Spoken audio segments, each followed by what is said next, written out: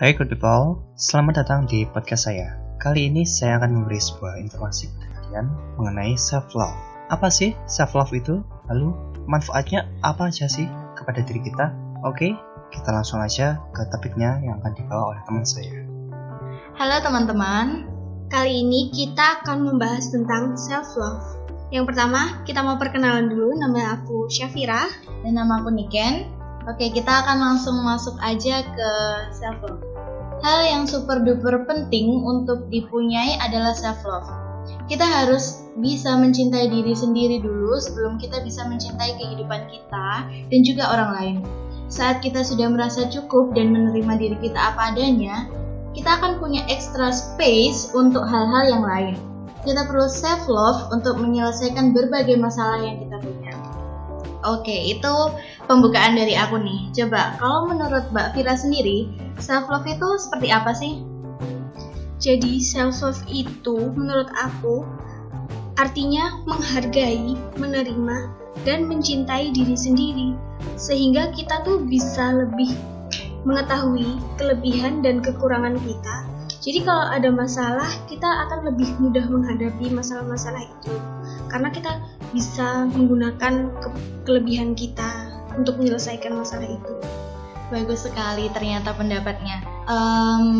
Untuk menumbuhkan self-love itu, menurut saya ada berbagai macam cara dan banyak sekali yang bisa kita lakukan.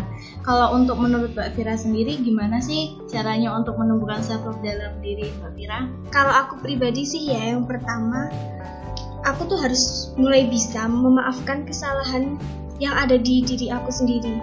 Jadi kalau misalnya setiap ada masalah, aku tuh kayak nggak menyalahkan diri sendiri maupun orang lain, tapi kita harus lebih bisa mengevaluasi masalah itu sendiri, kemudian memperbaikinya di kemudian hari.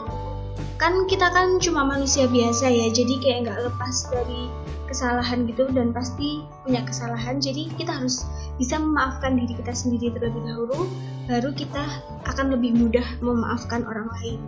Nah, kemudian yang kedua, yaitu mengutamakan diri kita. Maksudnya itu bukan seperti yang egois itu, tapi kita perlu ruang, perlu waktu, perlu tenaga dan emosi untuk mengurus kebahagiaan diri kita sendiri sebelum kita bisa membahagiakan orang lain, seperti itu. Jadi kalau diri kita sendiri bahagia, kita akan lebih mudah membahagiakan orang lain. Kemudian yang ketiga yaitu mengenali kekuatan diri sendiri. Nah, seperti yang aku bilang tadi, kalau kita bisa self-love, kita itu bisa mengetahui kelemahan dan kekurangan diri kita sendiri. Karena lebih mudah kita tuh melihat kekurangan yang ada di diri kita sendiri, sehingga kita tuh lebih insecure gitu loh, daripada kita melihat hal-hal yang positif yang ada dalam diri kita. Jadi kita itu harus lebih bisa menyaring pendapat orang lain yang jelek-jelek tentang kita, biar kita tuh lebih bisa menghargai diri kita sendiri dan mempunyai rasa percaya diri, seperti itu. Oke, di sini aku akan nambahin.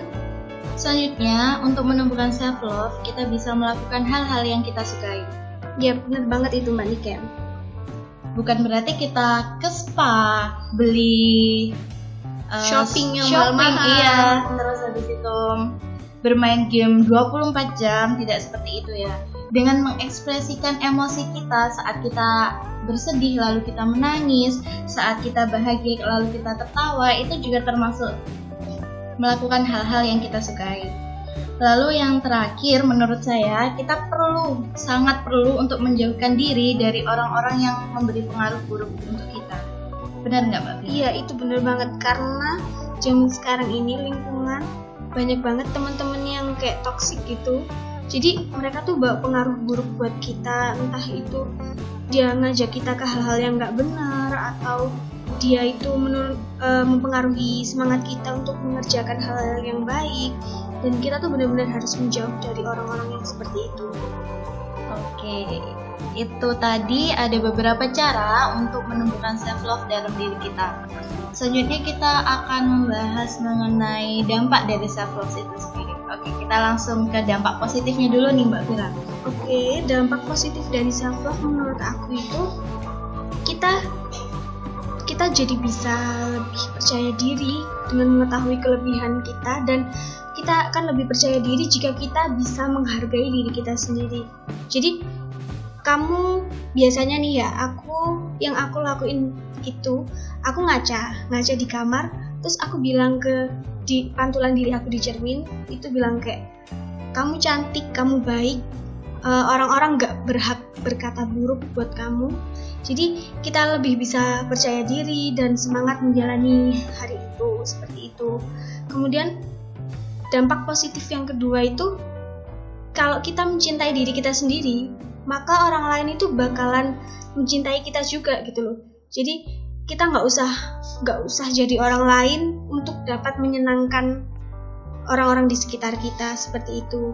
Nah, kalau dampak buruknya kita nggak bisa melakukan self love, kita tuh jadi kayak lebih minder, kayak kita tuh lihat teman-teman kita, terus kita kayak, iya anak itu pinter ya, kok aku enggak sih, ih anak itu cantik ya, kok aku enggak sih, kayak kita jadi nggak percaya diri, dan itu tuh bisa menghambat setiap pekerjaan atau tugas-tugas kita, seperti itu. Jatuhnya lebih ke insecure ya Mbak? Iya, lebih ke insecure gitu. Berarti dari sini dapat kita simpulkan teman-teman bahwa dengan self love kita bisa mengatasi berbagai macam permasalahan yang kita hadapi. Kita juga bisa membantu teman-teman kita yang merasa terbuli. Kita bisa menumbuhkan semangat-semangat teman kita yang merasa insecure, dan banyak hal yang lainnya. Oke, Mbak Vira, terima kasih atas waktunya dan juga kesempatan untuk membicarakan mengenai self love dalam diri kita ya. Sekian dan terima kasih, sampai jumpa kembali.